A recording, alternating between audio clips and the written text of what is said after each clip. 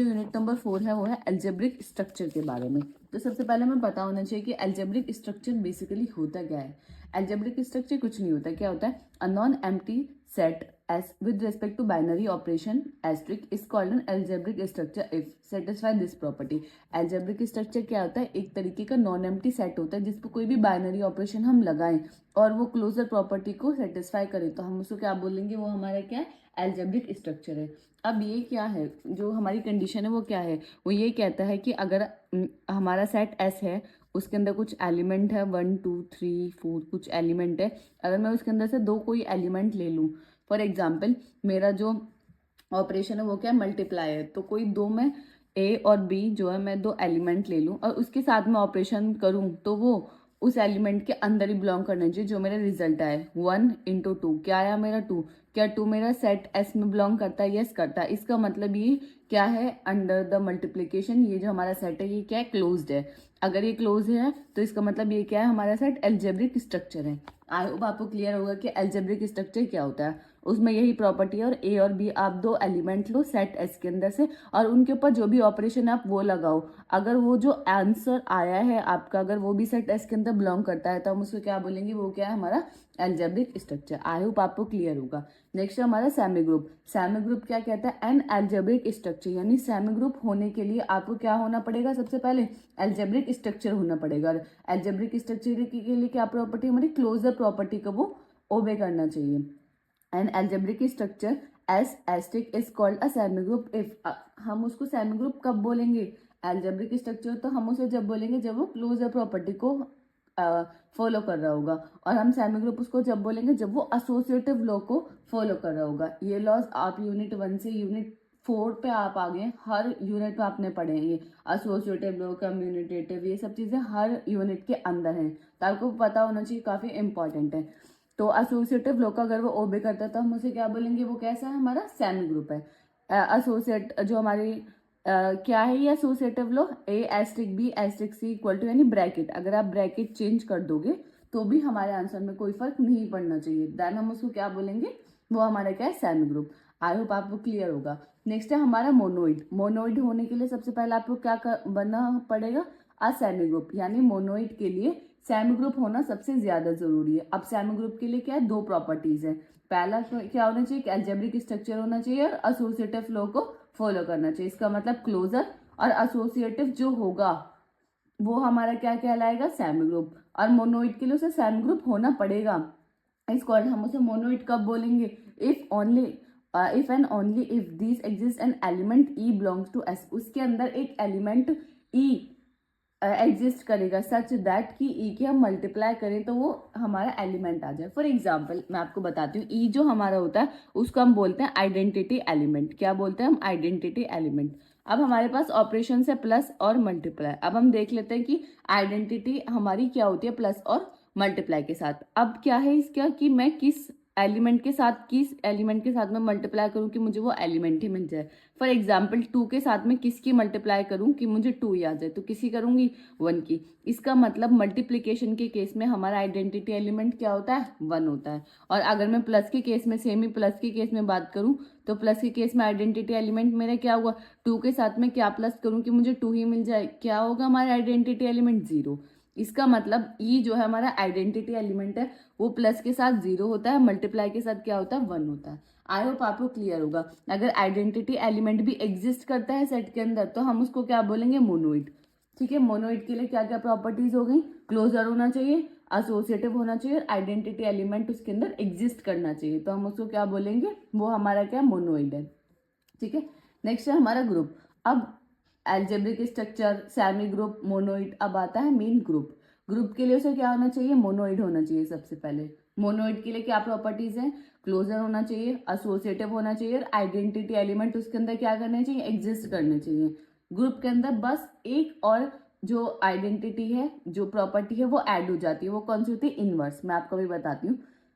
Monoid S, asterisk is called a group if and only if for each element A belong to S, there exists an element B belong to S such that where A and B are called inverse of each other. For example, inverse क्या होते हैं, inverse मैं आपको बताती हूँ बहुत easy में। inverse क्या कहता है, ये होता है A into A inverse equal to E, यानी आइडेंटिटी एलिमेंट आना चाहिए। अब मैं आपको बताती हूँ कि एग्जाम्पल के लिए हमने A की वैल्यू 2 ले ली और हमारा जो ऑपरेशन है वो क्या, मल्टीप्लाई। तो मैं 2 में किसकी मल्टीप्लाई करूँ कि मुझे आइडेंटिटी एलिमेंट क्या होता है मल्टीप्लीकेशन के केस में 1। तो मैं 2 के इनवर्स क्या होगा, 2 का इनवर्स, यानी मैं 2 में किसकी ऐसे मल्टीप्लाई करूँ जो मुझे आंसर में 1 मिल जाए। तो किसी करूँगी 1/2 की, क्योंकि 2 से 2 कैंसिल हो जाएगा तो मुझे 1 मिल जाएगा। तो 2 का इनवर्स क्या हुआ, 1/2। ऐसे ही 3 का इनवर्स क्या होगा, 1/3। इसी तरीके से जो सेट के अंदर एलिमेंट है, अगर उनका इनवर्स भी एग्जिस्ट करता है तो हम उसको बोलेंगे ग्रुप। ग्रुप के लिए क्या एडिशनल एक प्रॉपर्टी, इनवर्स की। अब मैं आपको सारी प्रॉपर्टी बता देती हूँ ग्रुप की। जो 4 प्रॉपर्टीज हैं, पहला है क्लोजर। क्लोजर आपको पता है कि कोई भी 2 एलिमेंट आप सेट के अंदर ले लो, जो भी ऑपरेशन अगर उन पे लगाओ और जो आंसर आएगा अगर वो भी ग्रुप के अंदर या सेट के अंदर बिलोंग करता है तो वो क्लोज्ड है। एसोसिएटिव लॉ क्या कहता है, ए एस्टिक बी एस्टिक से अगर हम ब्रैकेट्स को चेंज कर दें तो एसोसिएटिव लॉ। आइडेंटिटी क्या कहता है, ए इंटू ई इक्वल ए आना चाहिए, यानी आइडेंटिटी एलिमेंट हमारा क्या होता है कि हम किसी एलिमेंट के साथ किसकी मल्टीप्लाई करें कि मुझे वही एलिमेंट मिल जाए। मल्टीप्लीकेशन के में क्या होता है, हमारा मल्टीप्लाई में क्या होता है, आइडेंटिटी 1 होता है और प्लस के केस में क्या होता है, हमारा 0 होता है। ठीक है। इनवर्स मैंने आपको बताया A into A inverse equal to E आना चाहिए। तो इनवर्स जैसे मैंने आपको बताया 2 का इनवर्स क्या होगा, हमारा 1/2 होगा मल्टीप्लीकेशन के केस में। तो ये 4 प्रॉपर्टीज अगर वो फॉलो करता है तो हम उसको क्या बोलेंगे, वो क्या है, हमारा ग्रुप। क्या होनी चाहिए, क्लोजर, एसोसिएटिव, आइडेंटिटी और इनवर्स। अगर ये 4 प्रॉपर्टीज को फॉलो करता है तो वो हमारा क्या है, ग्रुप है। आई होप आपको क्लियर होगा। नेक्स्ट आता है हमारा एबिलियन ग्रुप। अब ग्रुप की 4 प्रॉपर्टीज को तो फॉलो ही करेगा, क्योंकि एबिलियन ग्रुप इसका नाम आ रहा है ना, ग्रुप, इसके नाम में ही ग्रुप आ रहा है। इसका मतलब क्लोजर, एसोसिएटिव, आइडेंटिटी और इनवर्स प्रॉपर्टीज तो इसके अंदर होंगी। इसके अंदर एक प्रॉपर्टी और आ जाती है जिसको हम बोलते हैं कम्युनिटेटिव प्रॉपर्टी। कम्युनिटेटिव प्रॉपर्टी अगर आ जाए तो हम उस ग्रुप को क्या बोलेंगे, एबिलियन ग्रुप। ठीक है। कम्युनिटेटिव प्रॉपर्टी क्या होती है, A into B equal to B into A होना चाहिए। अगर मल्टीप्लीकेशन के केस में बात करें और प्लस के केस में बात करें तो A plus B equal to B plus A होना चाहिए। एबिलियन ग्रुप क्या कहता है, a group S, asterisk is called an abelian group if only if it satisfy this property। ये कौन सी प्रॉपर्टी है, हमारी कम्युनिटेटिव प्रॉपर्टी का अगर वो फॉलो करता है तो हम उस ग्रुप को क्या बोलेंगे, एबिलियन ग्रुप। आई होप आपको क्लियर होगा कि ग्रुप और एबिलियन ग्रुप में एक ही डिफरेंस है। एबिलियन ग्रुप कम्युनिटेटिव लॉ को ओबे करता है। ठीक है। नेक्स्ट है हमारा order of a group. Order of a group क्या है कि किसी भी ग्रुप के अंदर कितने नंबर ऑफ एलिमेंट प्रेजेंट है उसको हम बोलते हैं order of group. For example हमारा एक जी है, इसके अंदर हमारे जो एलिमेंट है वो 1 2 3 4 हैं। तो अगर मैं इसका ऑर्डर पूछूं तो ऑर्डर क्या है इसका, 4। क्यों, क्योंकि इसके अंदर 4 एलिमेंट प्रेजेंट है। उसको हम कैसे रिप्रेजेंट करते हैं, ओ, और जो हमारा ये है ऑर्डर ऑफ 4। इस तरीके से हम ग्रुप के ऑर्डर को रिप्रेजेंट करते हैं कि ओ क्या बता रहे हैं, ऑर्डर ऑफ ग्रुप क्या है हमारा 4। इस तरीके से आई होप आपको क्लियर होगा कि ऑर्डर ऑफ ग्रुप क्या होता है। ये थोड़ा कंफ्यूजिंग हो सकता है आपके लिए, सेमी ग्रुप का मोनोइड ग्रुप, एबिलियन ग्रुप। बिल्कुल भी कंफ्यूजन आपको क्रिएट नहीं करने हैं। सिंपल आप जैसे मैंने स्टेप बाय स्टेप चले ना, पहले क्या algebraic structure, then semi group, then monoid, इस तरीके से आप याद करोगे तो कभी आप कंफ्यूज नहीं होगे। अगर आप आगे पीछे याद करोगे तो कंफ्यूजन जरूर हो आएगी आपको। अब इसके लिए मैंने आपको एक ये टेबल बना दी है, आपको नोट्स में मिल जाएगी। इस टेबल के थ्रू आप ज्यादा अच्छे से लर्न कर सकते हो कि कौन सी प्रॉपर्टी क्या है। यहाँ मैंने सबकी प्रॉपर्टीज को डिफाइन कर दिया है। आई होप आपको क्लियर होगा। नेक्स्ट आता है हमारे क्वेसी ग्रुप। जो हमारा एल्जेब्रिक स्ट्रक्चर है उसको हम क्वेसी ग्रुप भी बोलते हैं। तो क्वेसी ग्रुप भी हमारा क्या होता है, सिर्फ उसके अंदर क्लोजर लॉ अगर वो फॉलो करता है तो उसको हम बोलते हैं वो ग्रुप हमारा कैसा है, क्वेसी ग्रुप है। तो आई होप आपको क्लियर होगा कि ये और सब चीजें हमारे जो ग्रुप, एबिलियन ग्रुप, मोनोइड, सबसे इंपॉर्टेंट मैं आपको बताऊं तो आपको ग्रुप और एबिलियन ग्रुप पता होना चाहिए, उनकी सारी प्रॉपर्टीज पता होनी चाहिए। उनका पता होना चाहिए कि प्रॉपर्टीज कहती क्या है, इनवर्स क्या कहता है या कम्यूटेटिव लॉ क्या कहता है। अगर आपको ग्रुप और एबिलियन ग्रुप क्लियर है तो ये समझ लो इससे क्वेश्चन जो भी आएगा वो हमारा इनके ऊपर ही आता है। अब बढ़ते अपने क्वेश्चन की तरफ, जो कि हमारे 82 2022-23 और 23-24 में आया था। तो आपको क्या पूछा था, show that the set of 4 root of unity 1 -1 I और -I form an abelian group with respect to multiplication। आपको शो करना है कि ये जो 4 एलिमेंट हैं ग्रुप के अंदर ये हमारा क्या बनाएंगे, हमारा एबिलियन ग्रुप फॉर्म करेंगे। और ऑपरेशन क्या है हमारा, मल्टीप्लीकेशन। अब एबिलियन ग्रुप के लिए क्या है, हमारी 5 प्रॉपर्टीज हैं। पहले closure, associative, identity, inverse and commutative law. तो ये पांचों प्रॉपर्टी अगर ये चारों एलिमेंट सेटिस्फाई करते हैं तो हम उसको बोलेंगे एबिलियन ग्रुप है, अदरवाइज नहीं है। अब आप इन पे आप देखो कि इन पे आप किस तरीके से लाइक प्रॉपर्टीज को देखोगे।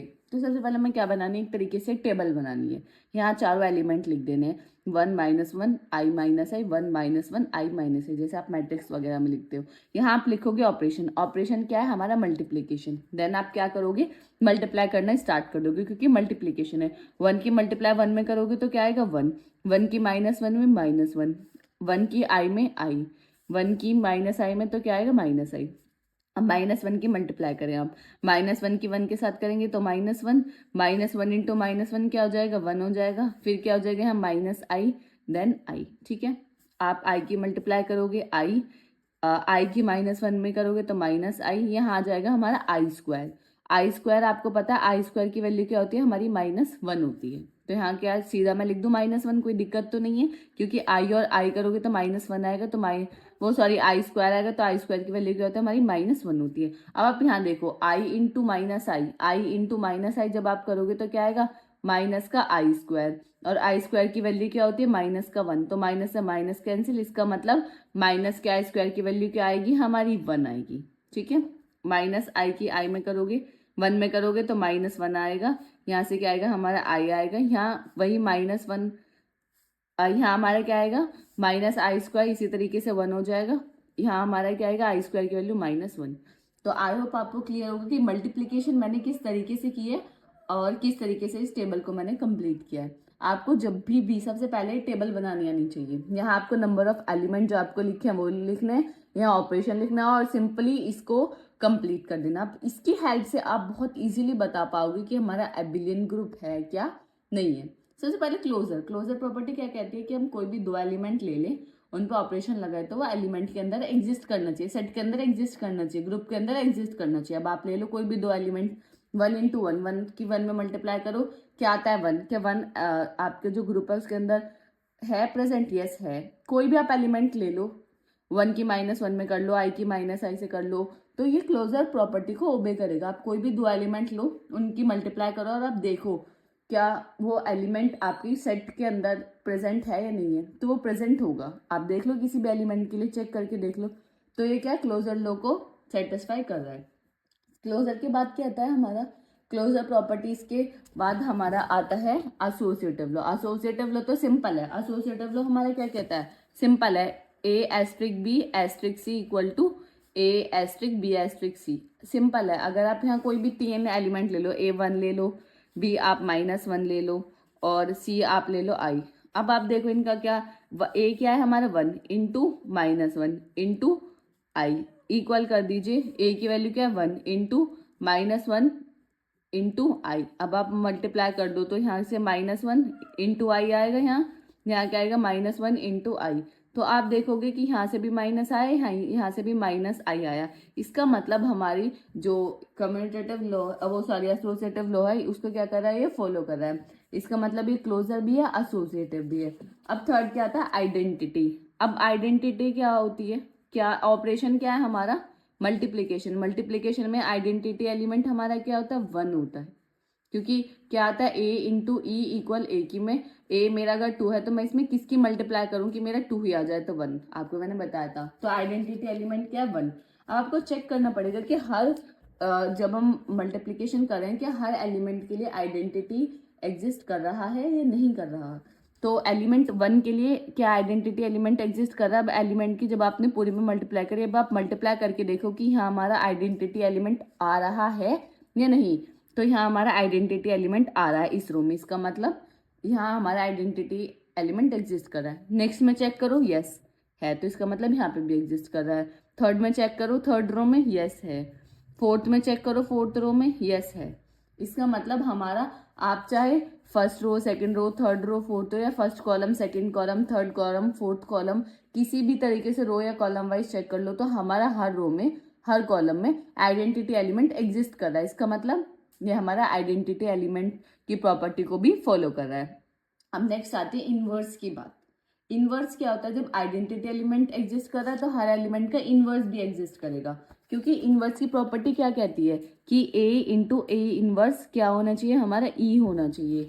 अब अगर मैं पूछूं कि 1 का इनवर्स क्या है, अगर कभी भी इनवर्स पूछने के लिए आए, मैं आपको बता देती हूँ। तो इनवर्स 1 का इनवर्स क्या है, पहले आप देखो आइडेंटिटी एलिमेंट क्या है ये, तो 1 का इनवर्स क्या है हमारा 1। -1 का इनवर्स पूछूं तो -1 सबसे पहले आप देखो हमारा आइडेंटिटी एलिमेंट क्या है 1, तो उसकी कॉरेस्पॉन्डिंग क्या है -1, तो -1 का इनवर्स क्या है -1, तो यानी इनवर्स भी हमारा एग्जिस्ट कर रहा है।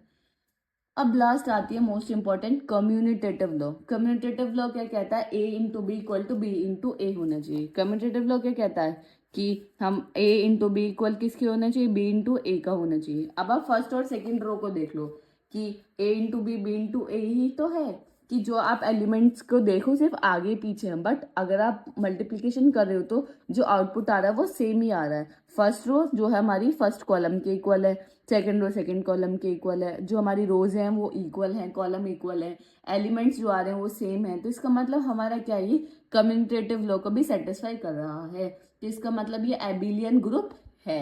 आपको समझ आया कि किस तरीके से मैंने एबिलियन ग्रुप की प्रॉपर्टीज को, हर प्रॉपर्टीज को चेक करा और किस हर चीज को किस तरीके से हमें चेक करना है। आई होप आपको क्लियर होगा कि ये क्वेश्चन किस तरीके से करना है। ठीक है।